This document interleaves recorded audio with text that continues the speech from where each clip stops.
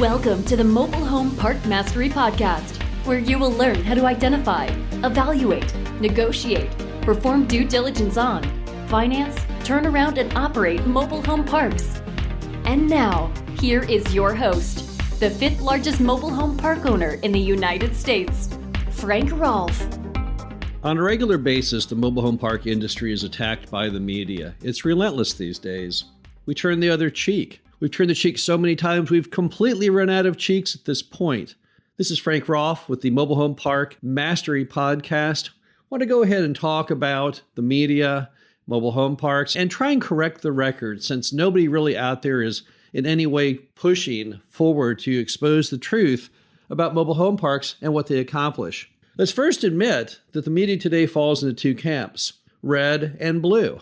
What do those two colors mean? Well, red media basically likes to talk about business and entrepreneurship and the benefits of capitalism. And blue media is the reverse. They despise anything that makes money. They are relentless in their attacks on anything that's based on capitalism. They want everything to be basically free and socialist in nature. And that creates a problem when you're a business, because businesses are built around the very concept of providing value and making money. So what is the typical narrative that you find in the media regarding mobile home parks? Well, first, that making money, particularly raising rents, is inherently evil, which I find to be untrue. Number two, that people in mobile home parks live in absolute squalor. Once again, untrue. Sure, there are bad mobile home parks out there. There are bad mobile home parks in every state in the United States, but they're by far the minority. Most of the parks more resemble high-density subdivisions. Number three, that having some unhappy customers is in fact unnatural. Once again, untrue. Any business in the United States, every business in the United States has some percentage of customers who whine and complain about what they do no matter what they do. Whether it's Coca-Cola or American Airlines or ABC Television, there's somebody out there, a small subset, that are unhappy at all times. A recent article that we appeared in, the whole point of the article was that we had 18 unhappy customers in an entire state. We have roughly 3,000 customers in that state. 18% is a very, very small number, roughly around 0.5%. I think it would be hard-pressed to find any business in the United States that does not have 0.5% who are unhappy. And it doesn't even have to be a red, good old American capitalist business. I guarantee you there's plenty of people right now unhappy under many of these social programs that the Biden administration is doing, such as those who are supposed to be giving out housing assistance. As I recall, only 5 or 10% of all housing assistance has been distributed yet. So if we talk to those folks who are attached to that governmental program, I guarantee you'll find a lot more than 0.5% that are very unhappy on the way things are going. Now, let's go over the facts about mobile home parks for a moment, just to clear the air. Number one, the median single-family rental in the United States is $1,405 a month. The average two-bedroom apartment in the United States is $1,175 a month. And the average lot rent in the United States is $280 a month. That's a brutal stat. That's a stat that no media publication wants to even pretend that they know, because to actually acknowledge that puts an end to any condemnation of mobile home parks. If mobile home parks can provide housing for $1,000 a month under every other housing type, there is certainly no way you could ever criticize that. And everyone knows it, and that's why they never, ever, ever put those stats in any of their stories. Now, some people might say, no, wait a minute, though, that number's not fair. I could easily see some publications saying, oh, well, that's comparing apples to oranges, right? Because the apartment, it includes the house. Well, right. Over 80% of mobile homes and mobile home parks in the United States are owned free and clear. So it does include the house. And on the other 20% who have their homes, those home mortgages are very, very low. If I want to throw in the most expensive new mobile home in the world and add that mortgage to the lot rent, I'm still $300 to $800 a month under the single family and the apartment. So let's stop the nonsense of, gosh, well, yeah, but those include the housing structure. I'm talking including the housing structure, and everyone knows that. So why is mobile home lot rent so low in the U.S.? Well, it's pretty simple to explain. Mom and pop owners never raised their rents. They never raised them in line with inflation or with the CPI. If you look back in the history books, what were the lot rents back in the 1950s and the 60s? A standard mobile home lot rent in the 1960s was $70 a month. If you inflation adjust that, you would be at $568 a month today, which is almost exactly twice of the actual current U.S. average lot rent of $280 a month. So how did that happen? How did mobile home park lot rents end up so darn low? It's simple. It's what we call mom and pop quantitative easing. They either made the choice not to increase them along with inflation, or they just didn't even understand the concept of raising them with inflation. Many of your mobile home park original early builders, they were not sophisticated business people. They saw that mobile home park as a hobby, as a side income, a side hustle. They never made that the focus of their life. So they didn't really pay attention a lot to what was going on out there in America with those increasing rates of inflation. They never tracked the rents of all of those other housing types. So they just stuck with that one number. I once bought a mobile home park in Grapevine, Texas, which is a McMansion neighborhood, where the lot rent was only $100 a month. Even though at that time, every other mobile home park was in the $350 to $400 variety. I asked the person, why is your rent so low? This is a mobile home park tucked up against literally million-dollar homes, one block from a brand new school. Why?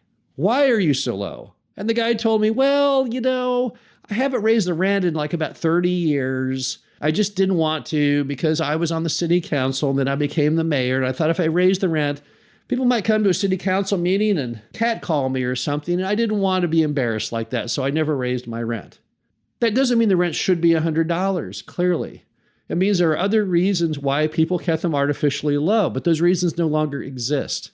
The new buyer of the park isn't the mayor, isn't on the city council, and isn't afraid of somebody showing up at the council and yelling at them.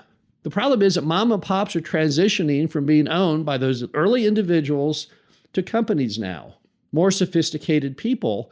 And those more sophisticated people are not going to go on and continue with this hoax, with this joke of having rents that are simply this low. Now, in many other industries, people are happy, excited with the news story of the undervalued asset that someone buys and rides it until it becomes valued at the correct level. That's what stock market investing is all about. That's what all the early books on Warren Buffett and value investing, they're all made up of that simple principle. Find a really good business that's undervalued, invest in that business, and let the values ride to market. And that's really what mobile home park owners are doing at this point. They found a niche. Congratulations to them. They found the right spot to invest, something that was underappreciated for decades and now suddenly is being appreciated again. But don't for a minute think that being a part of an industry that is perfectly positioned, given all of the mega trends in America, is evil or wrong or bad, because that's not true. That's just called simply good investing, smart business. And it's a win-win as these values and these rents go up. I'm yet to see a mobile home park that transitioned from a mom and pop to more of a professional owner which has not benefited from it. For every media article that talks about the plight of the poor resident in the mobile home park, there's 99% of the residents who are thrilled about the value that the park is now giving them for their dollar. Nobody wants to live in a nasty, old, broken down, and dying mobile home park. And I'll tell you one more item. If people don't raise the rent significantly in America in the years ahead, all those parks will cease to exist. You cannot bring these old mobile home park backs to life unless you raise the rent significantly to make sense of doing it. Why would you do it? Why would you inject capital into an old mobile home park, an old broken down park where the roads are shot, water sewer lines aren't working, grass is chest high? Well, you wouldn't. Nobody would. No one's going to go into that mobile home park in Grapevine and buy and bring that back to life for $100 a month lot rent. People need to embrace mobile home park owners and what they do and quit criticizing them. Now, if you want to criticize mobile home park owners, well, then you go out and do it yourself and show us a better way to do it. I'm yet to see any of these publications go ahead and start a subsidiary to actually provide affordable housing for next to nothing a month. If someone thinks they can buy a mobile home park, make it profitable, pay the bills, and do it all for $100 a month? Or hey, even better yet, why doesn't someone go out and buy a mobile home park at a $400 lot rent and drop it down to $200? Why? Because they can't. Recently, a nonprofit tried to build an affordable housing subdivision. The homes came in at around $200,000. By the time they wasted all of the taxpayers' money, what did they have to show for it? Nothing but homes that were 900 square feet that cost more than larger homes in that same area. The answer is you cannot replicate what mobile home park owners do. Our industry is perfectly positioned. There's plenty of money to be made, but it's not at the expense of the residents. It's to the benefit of the residents. The bottom line to all this is ignore these media articles that are so negative on the industry, so negative on the park owners, because they're wildly skewed. They're not based on facts. They're not based on statistics. They're simply based on entertainment value. Every publication today falls either into a red or blue camp, and they try and entertain their red or blue customers.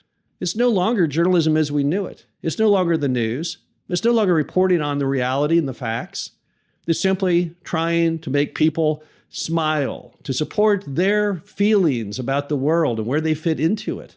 But it has nothing to do with the hard, cold truth about business and housing in general.